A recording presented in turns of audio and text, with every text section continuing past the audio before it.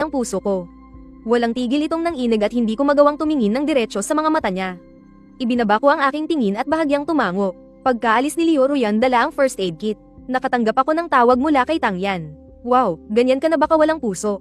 Sobrang nasaktan si Bingbang para iligtas ka, tapos hindi mo man lang siya dadalawin.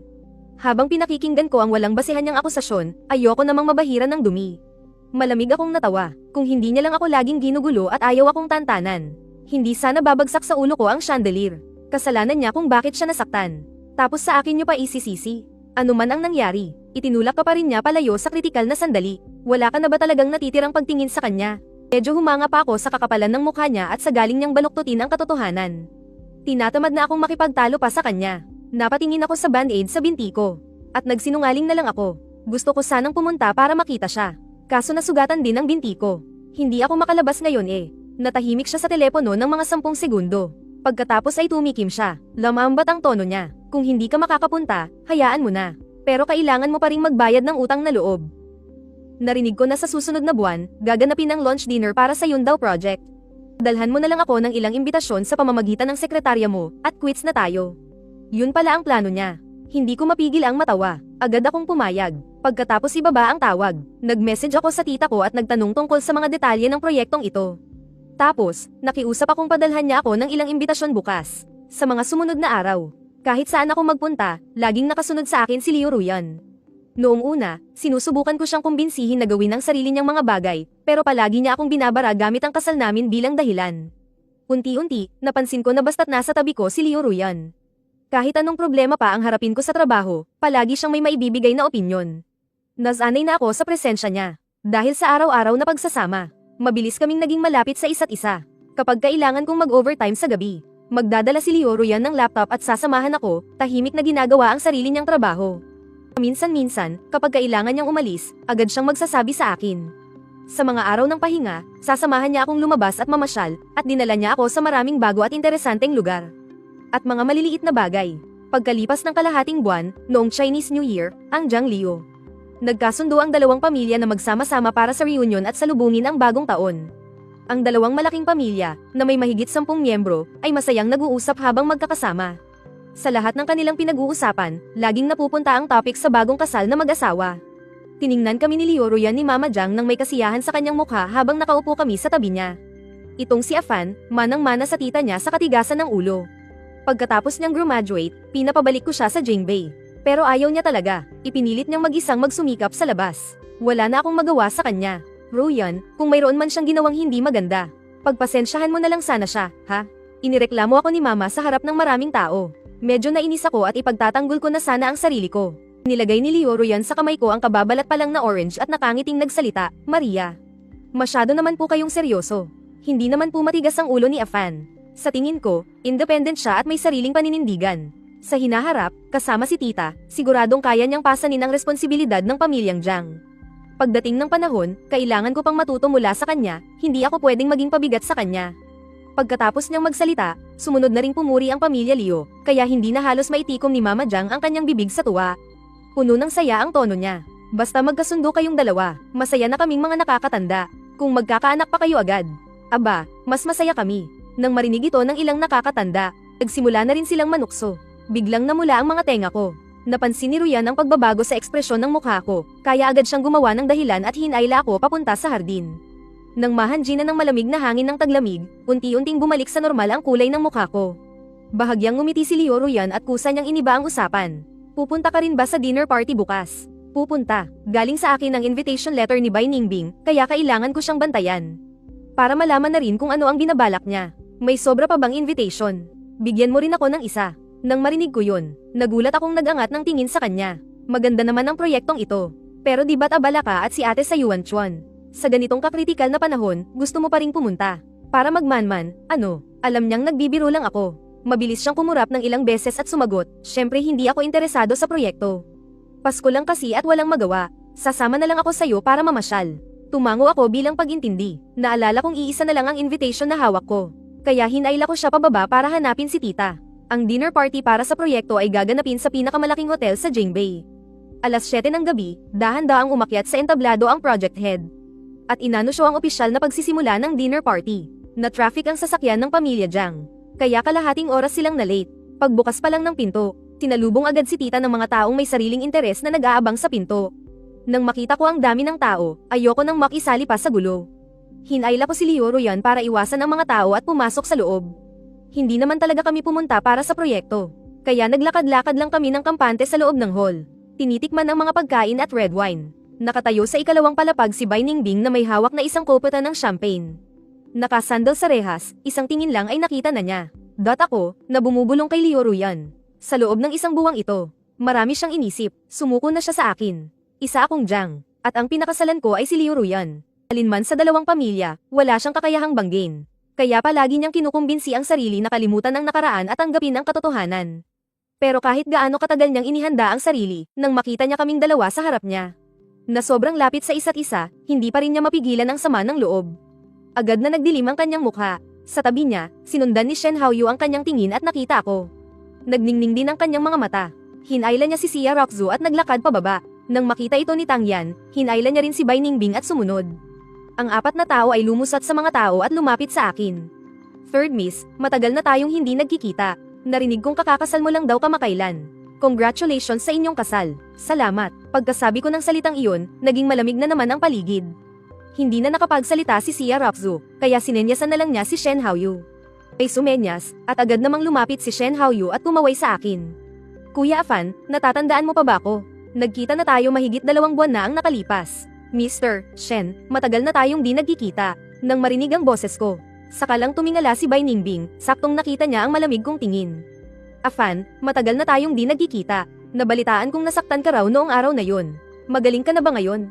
Dahil sa'yo, maayos naman ang paggaling ko. Ang makahulugan kong tono, ay nagpang-inig sa puso ni Bai Ningbing, at bumakas sa mukha niya ang pagkakasala. Hindi niya mapigil ang magpaliwanag, pero bago pa man siya makapagsalita, pinigilan na siya ni Leo Royan. Sinamahan namin ni Afan si tita para dumalo sa salo-salo. Hindi ko inaasahang makikita pa namin si Roxu rito. Panahon pa naman ng bagong taon. Napakalayo ng binyahe niyo papuntang Jingbei, may kailangan ba kayo? Nang marinig yun, agad siniko ni Tang Yan si Xia Roxu. Sinisinyasan siyang samantalahin ang pagkakataon. Interesado rin ang mga pamilya namin sa proyektong yun daw. Kaya naisip naming tingnan. Nabalitaan naming tita raw ni Afan ang namamahala sa proyektong ito. Iniisip ko lang Wanro, kung maaari, alang-alang sa pinagsamahan natin noon. Pakilala mo naman kami. Hindi agad sumagot si Leo Royan. Sa halip, tumingin siya sa akin, na para bang hinihingi ang opinyon ko. Matapos kaming magkatinginan, gusto sana naming tumulong ni Wanro. Pero tulad ng nakikita nyo, abala ang tita ko at hindi makaalis. Mukhang hindi magandang ideya. Nagkatinginan silang tatlo. Naintindihan nilang pagtanggi yun. Ayaw din naman nilang makasakit ng damdamin. Nagbatian pa sila ng kaunti bago umalis. Tanging si Bai Ningbing lang ang naiwan. Nakatitig lang siya sa akin, tila may gustong sabihin pero nag-aalangan. Ayokong pansinin siya, kaya hinayla ko si Leo Royan at umalis na. Pero para siyang nawawala sa sarili na sumunod sa aming dalawa, mula sa bulwagan hanggang sa ikalawang palapag. Sumunod pa siya hanggang sa hardin. Nang makitang walang ibang tao sa paligid. Miss Bai, kanina mo pa kami sinusundan ng asawa ko. May gusto ka bang sabihin? Doon lang napagtanto ni Bai Ningbing na hindi tama ang ginagawa niya, kaya agad siyang humingi ng paumanhin. Pasensya na, naparami yata ang nainom ko. Medyo nalito na ako, hindi ko na matandaan ang daan.